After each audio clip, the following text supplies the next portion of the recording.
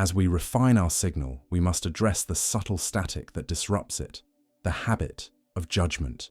It is a silent trap to criticize the wealthy while desiring money, or to judge a relationship while seeking love. Yet this act builds a firewall against the very life you wish to welcome. In the quantum realm, judgment is a form of focus that entangles you with what you reject, creating a chaotic dynamic that collapses your field.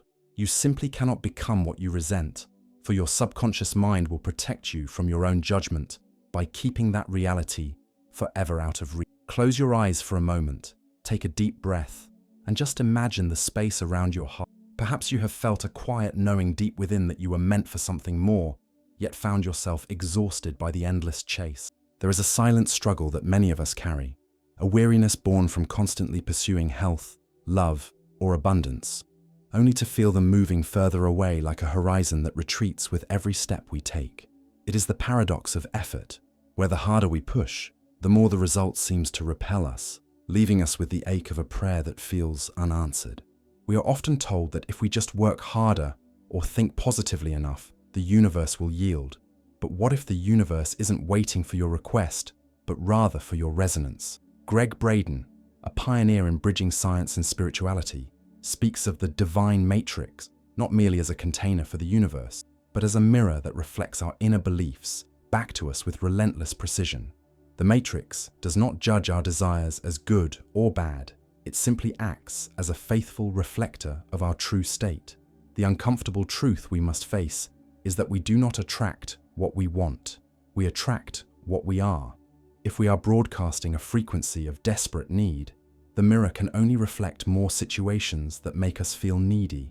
As Dr. Joe Dispenza reminds us, our thoughts are the electrical charge, but our feelings are the magnetic charge. You may be thinking thoughts of abundance, mentally reciting affirmations of wealth or love, but if your heart is holding the heavy, constricted frequency of fear, lack, or unworthiness, you are broadcasting static into the field.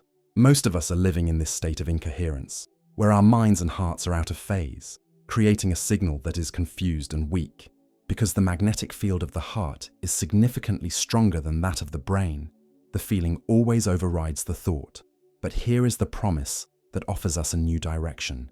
Magnetism is not a mystical gift reserved for a chosen few, nor is it a matter of luck. It is a biological and physical skill that can be learned by regulating the heart's electromagnetic field. We are not victims of our genetics or our circumstances, but architects of a reality that is waiting for us to align with it. Today, we invite you to make a profound shift, moving from the paradigm of getting, which implies you are empty, to the paradigm of becoming, which establishes that you are already whole. Let us look inward, with compassion, at the invisible mechanism that governs our reality, often referred to as our biological Wi-Fi. If you have ever felt a desperate need for a specific outcome, be it a partner to cure your loneliness, or a windfall to cure your fear, you know the specific ache of scarcity. But consider this uncomfortable truth. When we desperately want something, our dominant vibration is actually the signal that says, "I do not have this." The universe, in its responsive nature, replies not to the words of our prayers, but to the frequency of our absence. Neediness is a signal of lack, and the field will faithfully mirror that lack back to you, creating a cycle where the harder we grasp, the more the object of our desire slips through our fingers like sand. Why does the feeling always override the thought? Gregg Braden points us to the science of the heart, revealing that this organ is approximately 5,000 times magnetically stronger than the brain. The heart is your primary transmitter, the engine of your reality. You may stand before a mirror and tell yourself, "I am wealthy," or "I am loved." But if your heart contracts with anxiety about the bills on the table or the silence in the house, the heart's signal wins every time. The magnetic always outweighs the electric. It is not enough to think the right thoughts. We must learn to feel the truth of them before the evidence appears. This brings us to the mirror paradox. You cannot trick the field. The divine matrix acts as a relentless photocopier of your true emotional state, stripping away the mask of your social persona to read the energy beneath. It does not filter your requests as good or bad, nor does it judge you for your pain. It simply validates what is. This is why trying harder often generates more resistance. because the trying itself is born from a belief that you do not yet have, and the mirror merely reflects that effort back to you as more struggle. So how do we break this loop without suppressing our human emotions? We must validate the pain before we can heal it, ensuring we are not bypassing our truth. Try this simple diagnostic method to check your signal. Place a hand gently over your heart and ask yourself this question: if I never received what I am asking for, would I still be whole? If the answer is no, the signal is polluted with dependency, and we must find a way to anchor our safety in the now to open the door to the future.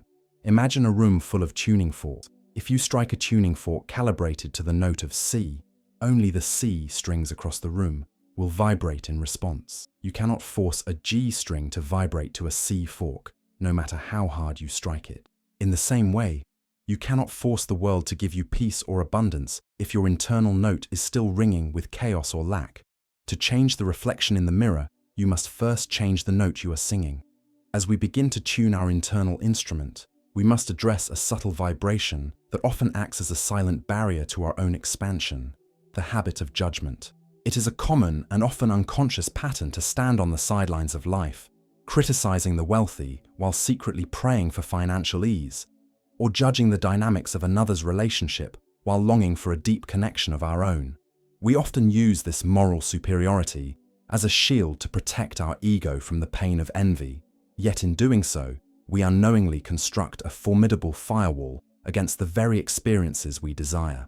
When we judge success, joy, or abundance in others, we are telling the field that these things are wrong or suspect, and the universe, listening to our feeling rather than our intellect, obediently keeps them at a safe distance from our reality. In the quantum realm, judgment is simply a form of focus, but it is a focus that entangles us in a chaotic push-pull dynamic. When you judge something, you are energetically tethered to it, but the frequency is one of resistance rather than allowance, creating a static noise in your field that blocks clarity. There is a profound psychological trap here, known as the resentment paradox. You simply cannot become what you If you harbor deep resentment towards those who have succeeded, your subconscious mind, your faithful protector, will sabotage your own efforts to succeed, simply to prevent you from becoming the very thing you have defined as the villain. You remain trapped in a loop of wanting a result while simultaneously pushing it away with the energy of your criticism. To dismantle this invisible wall, we can employ an ancient spiritual technology that Gregg Braden refers to as the protocol of blessing. This is not a religious act, but a precise energetic realignment. When you encounter someone living the life you long for, instead of allowing the automatic contraction of envy to take hold, consciously choose to bless them and their happiness. By saying internally, "I recognize this pattern, I like it, and I align with it," you signal to the field that this frequency is safe, welcome, and desired in your own experience. You shift from an observer who rejects to a participator who accepts. Imagine your life as a house with many windows. Judgment is the act of slamming the windows shut to keep them out. But in doing so, you stop the fresh air of possibility from entering your own room. Blessing is the simple, quiet act of unlocking the latch and pushing the window open. It does not mean you agree with everyone's actions, but it means you are no longer willing to close your heart to the abundance of life, simply to prove a point. When you bless what you see, you lower the resistance in your field, and it is only in the absence of resistance that the new reality can flow in. Now, let us speak of the mechanism of connection: coherence. The modern human often lives in a state of internal civil war. It is a silent battle where the brain runs a relentless survival program of anxiety, planning, and analysis, while the heart feels the heavy, slow weight of emotional exhaustion. This dissonance creates a magnetic field that is weak and chaotic, broadcasting a signal of confusion rather than command. We often wonder why our prayers are not answered, but if the mind is demanding one thing while the heart is fearing another, the signal is cancelled out before it even leaves your energy field. Gregg Braden cites the research of the HeartMath Institute to explain that when the heart and brain synchronize, they resonate at a specific frequency of 0.1 Hz. In this sacred state, the body exits the stress response and enters a mode of optimal function, allowing your magnetic broadcast to become clear and powerful. It is here that we discover the error of our traditional approach. Many of us try to manifest with logic, We make lists, we draw plans, we strategize. But logic is too weak a vibration to traverse the vastness of the divine matrix. Emotion is the carrier wave. Without an elevated emotion to transport it, a thought goes nowhere. It is like a bird without wings. To reclaim this power, we do not need complex rituals. We need a moment of stillness to reset the system. Let us practice this now. Shift your focus gently to the area of your heart. Begin to slow your breathing, allowing 5 seconds for the inhale and 5 seconds for the exhale. As the breath steadies, invite a genuine feeling of gratitude into your chest. Not gratitude for a specific thing, but for the simple miracle of being. Sustain this feeling for just 3 minutes. This simple act aligns the systems of the body and resets the broadcast signal from fear to receptivity. Think of your energy like a light source. Incoherent energy is like a standard light bulb. Its photons are scattered, diffused, and weak. Coherent energy is like a laser. The photons are synchronized, moving in perfect rhythm, creating a beam powerful enough to cut through steel or carry information to the moon. You do not need more energy to manifest the life you desire. You simply need synchronization. When you align the thought of the brain with the feeling of the heart, you become a laser of intention in a world of scattered light. The field is not just a force out there in the cosmos. It is alive in the eyes of everyone we meet. We often find ourselves asking the painful question, why do I keep attracting the same type of partner or the same difficult dynamic at work, just with a different face? It is the specific ache of a recurring nightmare where the scenery changes, but the emotional script remains hauntingly familiar. This pattern is not a punishment. It is a reflection of a loop that lives within, replaying a history we have not yet resolved. Gregg Braden speaks of the ancient Essene mirrors, specifically the mirror that reflects our relationship to the divine. This mirror suggests that the way others treat us and the love or respect we believe we can access is often a direct reflection of how we treat ourselves in the quiet of our own minds. It forces us to confront the possibility that we are not merely victims of bad behavior, but unintentional collaborators in the dynamic. Our lack of boundaries acts as a magnetic signal that whispers to the world, I do not value myself enough to stop this.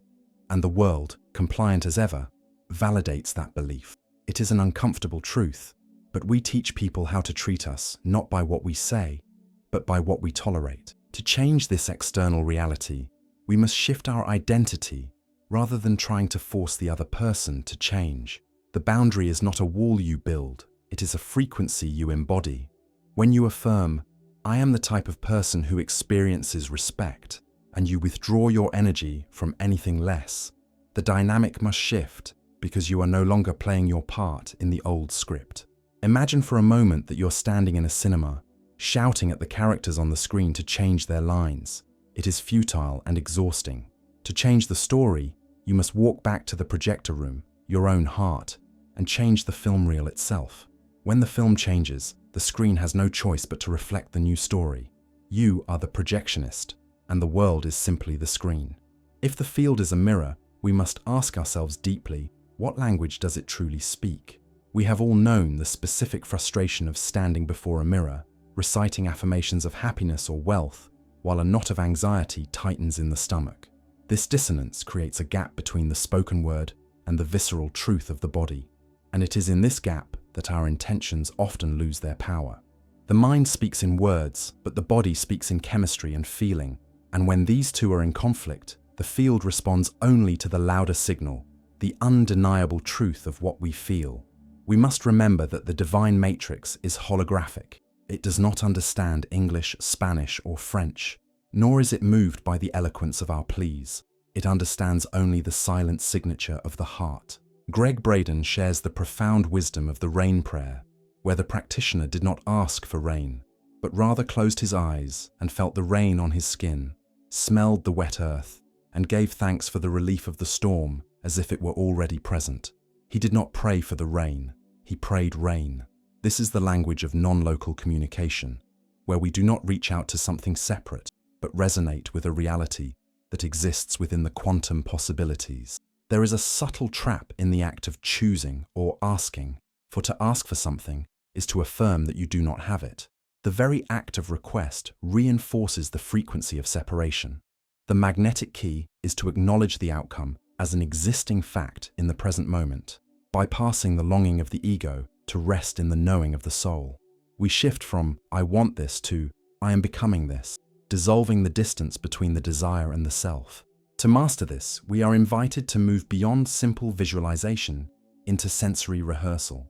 It is not enough to see the car or the partner in your mind's eye like a flat photograph. You must engage the neurology of the body, smell the leather of the seats, feel the warmth of the hand in yours, hear the specific timbre of the voice. When you engage all 5 senses, you trick the primitive brain into believing the event has already occurred, triggering a chemical cascade that aligns your biology with your destiny. Consider the phenomenon of the phantom limb, where an amputee feels a leg or an arm that is no longer there with such intensity that the sensation is indistinguishable from reality. We are asked to cultivate a phantom limb of our future life, to feel the emotions of our healed self or our abundant self so vividly that our brain rewires to accommodate this new reality before it even arrives in the physical world. We do not wait for the outer world to change to feel good. We feel good to change the outer world. Our biology is not a barrier to our transformation.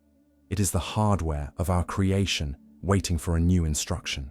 Many of us carry the heavy, silent burden of the belief that we are victims of our own code, telling ourselves stories like, "I am just wired to be anxious," or "Depression simply runs in my family." This fatalistic narrative lowers our frequency and cements a victim mentality, convincing the body that it is powerless against the past, which is the precise opposite of the magnetic state we seek. This is where the groundbreaking work of Dr. Bruce Lipton invites us to reconsider the very nature of our cells. He teaches us that the cell membrane is not a shell, but a receiver, constantly reading the environment of the blood to determine how to behave. If the blood is flooded with the chemistry of stress and cortisol, born from fear or insecurity, the cell perceives a threat and closes itself off, preparing for war rather than for growth. A cell in protection mode cannot be in growth mode. It is biologically impossible to be open to the new while defending against the old. But we must ask ourselves deeply, what is the environment that our cells are reading? It is not merely the physical room we inhabit, but the recurring atmosphere of our thoughts. Every time we entertain a toxic thought or replay a memory of injustice, we are releasing a chemical cascade that signals to every cell in the body that the environment is unsafe. If we think thoughts of fear, we create a toxic bath for our biology, rendering our cells unable to hold the high magnetic charge necessary for attraction. We become chemically addicted to the very states we wish to escape. To cleanse this internal terrain, we are invited to consider a strict elimination diet for the mind. For 7 days, try to remove all sources of fear-mongering, the news, violent media, and the toxic gossip that creates a low-level hum of anxiety. Observe how the body's energy field naturally expands when it is not constantly defending itself against the illusion of a threat. It is in this silence that the body can finally shift from survival to creation. Think of your life as a garden. You cannot plant a rose in concrete and expect it to bloom, no matter how beautiful the seed of your intention may be. If the soil, your body chemistry and your beliefs is toxic or hardened by stress, nothing can grow. We must till the soil first, creating a biology of safety and openness so that the seeds of our desires can find a place to take root. Finally, we reach the most difficult and necessary step of this journey, a threshold where our human will must meet divine timing, the act of surrender. For many of us, the desperate need to know precisely how and when our desires will manifest is a form of suffocation, a tight grip that unknowingly chokes the flow of the divine matrix. We micromanage the universe, believing that if we relax our vigilance for even a moment, everything will fall apart. Yet this very tension acts as a block, signaling to the field that we do not trust the intelligence that beats our own hearts. Quantum physics offers us a profound insight into this dynamic, suggesting that a watched pot truly never boils in the way we expect. By focusing entirely on the lack of visible results, checking constantly to see if the manifestation has arrived, we keep the quantum particle in a state of suspension, collapsing the wave function back into the reality we already know. We are essentially freezing the process with our doubt. We must understand that the seed, once planted in the dark soil, does not need to be dug up every hour to check if it is growing. To do so is to kill the potential before it breaks the surface. True surrender, therefore, is not an act of giving up, nor is it an admission of defeat. It is the act of moving over. It is the humble and powerful acknowledgement that the higher mind, the field, the source, has a vantage point far superior to the limited view of the ego. Trust is not merely a thought we think, it is a frequency we emit. It is a biological signal of safety that tells the universe, I have done my part, and now I allow you to do yours. When we release the frantic energy of control, we create a vacuum, and it is a law of nature that the universe rushes to fill a vacuum with new life.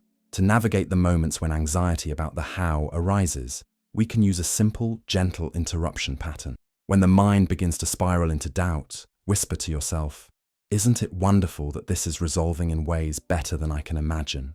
This phrase is not a denial of the problem, but a redirection of the energy, releasing the tight tension of specific expectations and opening the heart to surprise. It shifts the body from a state of contraction to a state of expansion, which is the only state in which we can receive. Think of the archer standing before a target. The tension of the bow represents your intention. It is necessary, focused, and strong. But you cannot hit the mark if you never release the string.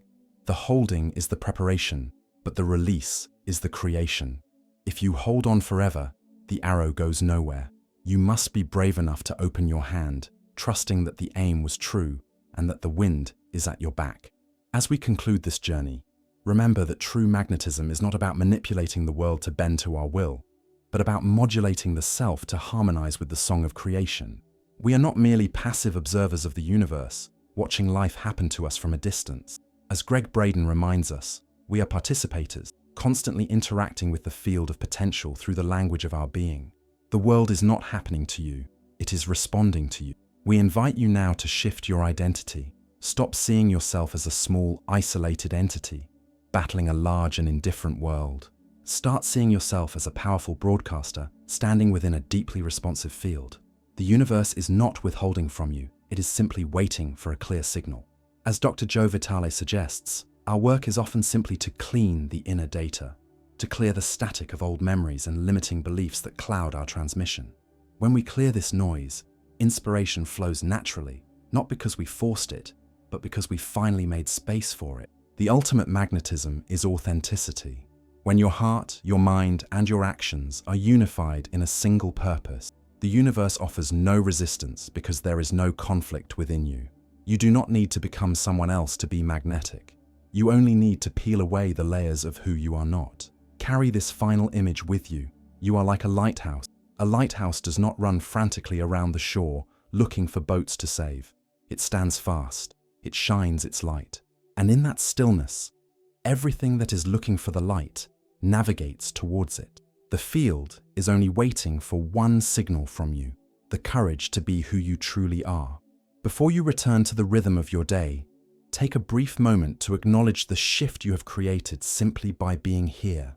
The work of reprogramming your reality is not done in the noise, but in these quiet moments of recognition. If this message resonated with the frequency of your soul, we invite you to join this community of seekers. By subscribing, you are not just following a channel. You are affirming your commitment to a life of deeper meaning and higher coherence. We would love to hear from you in the silence of the comments below. Share with us, which part of your life are you ready to stop fighting, and which new reality are you ready to bless? Your words are a signal to the field, and often, writing them down is the first step of physical manifestation. If you wish to deepen this practice of self-mastery, we have selected another journey for you on the screen now, designed to help you release the hidden blocks of the subconscious mind. Trust your intuition and follow where it leads. Until we meet again, remember, you are not broken. You are breaking through.